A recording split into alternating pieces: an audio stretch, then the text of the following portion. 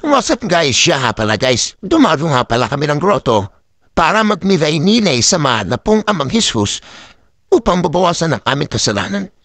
Guys, babasa po tayo ng Station of the Cross. Si Jesus, ang kanyang inang si Maria, at ang kapatid na babae nito na asawa si Cleophas.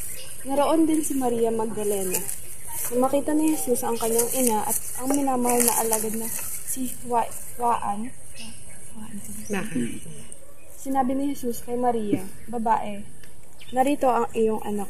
At sa alagad naman ay sinabi, "Nariyan ang iyong ina." Mula noon, si Maria ay pinatira ni Juan sa kanyang bahay. Sinasambat pinupuri ka namin, Panginoong Hesus-Kristo. Tugon. Sapagkat sa pamamagitan ng iyong banal na krus ay sinakop mo ang mundo. Pinagbilin mo kay Maria ang iyong alagad na si Juan, at ito naman ay itinagubilin mo sa iyong ina. Kami ay kinakatawan ni Juan, kaya't sa aming pagdulog sa iyo, sumusunod kami sa iyong tagabiling, nilumapit din kami sa iyong ina. Ikaw at iyong ina ay hindi mapaghiwalay.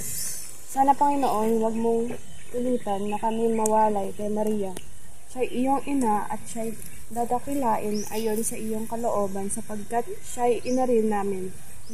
Lingapin mo ninyo kami, O Jesus at Maria. Amen. Ibalati sa Ama,